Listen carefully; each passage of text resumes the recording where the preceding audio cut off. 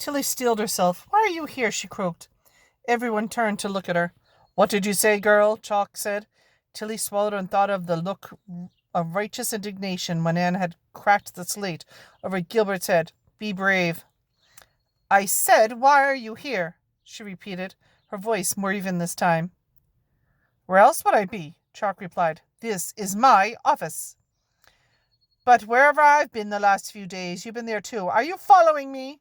Tilly said, a little more fiercely again. At this, Amelia started. What have you met Matilda before, Enoch? This is the first time Archie has brought her here. Tilly jumped in before Chalk could reply. We've met 3 times before. The first time was when he came to visit Grandad in the shop, and then twice inside books. He was in both of the books I visited. Everyone stopped looking at Tilly and turned their heads toward Chalk. You stamped, Tilly? Amelia said quietly. A mere routine check, I assure you, Chalk said. It was such a pleasant surprise to learn of her existence when I popped into Pages and Company, and she clearly has book-wandering in her blood, so I thought it no harm in a quick trace stamp to see if she'd encountered any characters yet. That's very dutiful of you, Amelia said.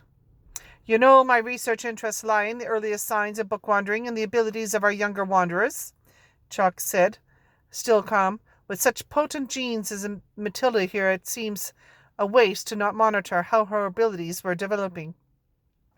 Seems slightly irregular use of stamping, Amelia said, tilting her head. We'll come back to this, Enoch. What's stamping? Tilly asked. It's something senior librarian can use to access a book they do not physically have possession of, Amelia said, but it's not something you need to worry about. And why did you visit Pages and Company in the first place, Enoch? Amelia turned her focus back to Chalk. I had a query that I thought Archibald might be best placed to help with, but I'm afraid he was not. I really think, considering the circumstances, that you should have let me know in advance of your visit to Archie, Amelia said. I would remind you, while you may be the librarian, I am not required to have visits to bookshops approved in advance, he said coldly. Amelia frowned and cleared her throat. Well, we'll talk about this more in private, Enoch, but now it's time to register Tilly and Oscar. Chalk nodded his head in fraction and beckoned Tilly over and gestured to the ledger. Name, Matilda Rose Pages. Age at first bookwanderer, 11. Home bookshop, Pages and Company, I suppose. Tilly looked questioningly at Grandad, nodded. Owner of said bookshop, Archibald and Elizabeth Pages. You're done. And the boy next? Amelia nodded and encouragingly at Oscar. Name, Chuck said, Oscar Lucas Rue. Age at first bookwanderer, 11. Home bookshop, Pages and Company as well, I guess, Oscar said, unsure. I think so too, Amelia said, and Grandad nodded. Owner of said bookshop? You literally just wrote it down for Tilly, Oscar said. Chalk waited. Archibald and Elizabeth Pages, Oscar said. Chalk finished writing the details down, recapped his fountain pen, precisely placed it in a groove on his desk, and closed the ledger. The others watched as he brushed the already completely clean front cover, stood up, and ceremoniously slid it back onto the shelf. Tilly was sure he caught Amelia rolling her eyes.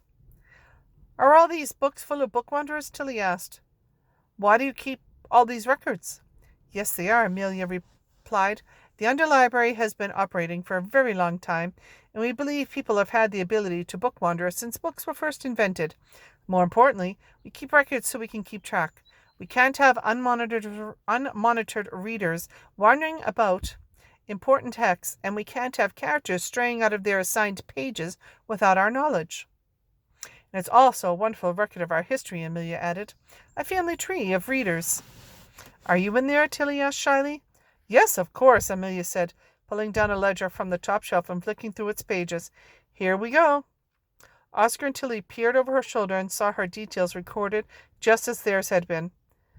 Can we see yours too? Oscar asked Chalk. No, you may not, he said. It would be an invasion of privacy. Nonsense, Enoch, Amelia said, sounding exasperated. What harm can it do? It's wonderful that a new bookwanderers want to see more of our history. What year would you have been registered? Two pink spots of rage flashed on Chalk's pale cheeks. I have no desire to share personal information with these two children. Amelia sighed and let it go. I have a question, said Oscar, putting his hand up as though he were at school. Would we be able to see ourselves in a book after we'd been inside? Can we go back to pages and find ourselves in Anne of Green Gables? Good question, Amelia said, smiling.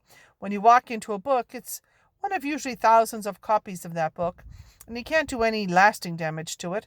Whatever you do while you're inside, as soon as you leave, the story will revert to the original, and your actions while you're inside won't affect anyone else's version of the book.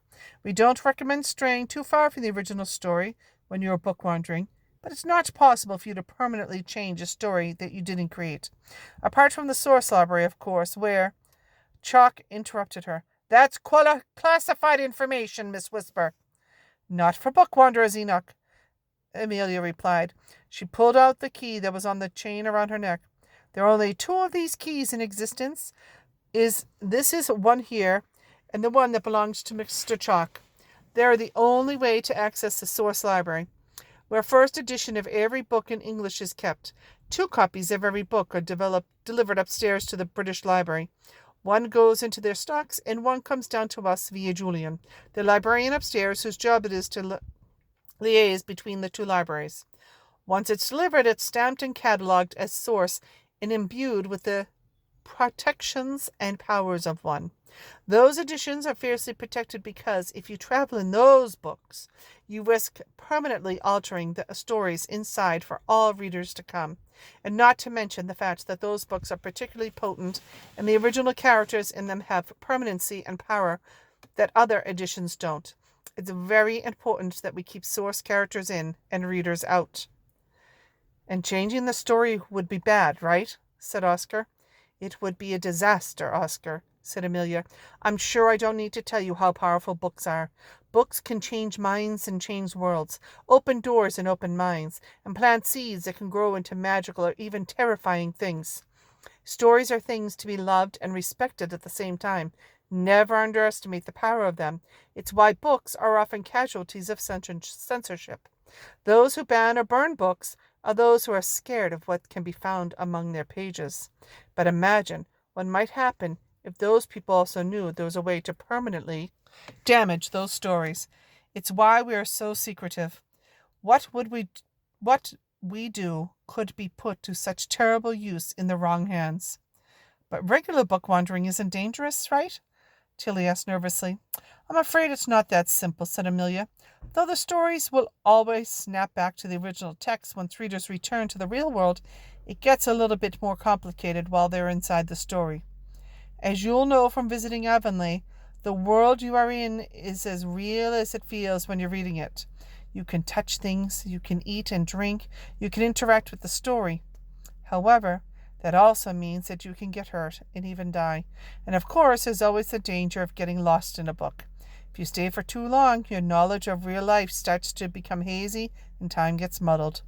Although everything would become flooding back the moment you left, you run the risk of forgetting there was a real life to return to. Not to mention, your age unpredictably inside books. Stories enhance our lives. They shouldn't replace them. And that is just the good books. It's even easier to get lost in a bad book. Plot holes can be lethal. Chalk shot a look at Amelia, clearly growing impatient. Much as it's delightful for me to listen to this, do you think you could take your personal conversations outside to my office? Come on, then. We won't intrude on Mr. Chalk's time or carpet any longer. Any other questions you have will be answered.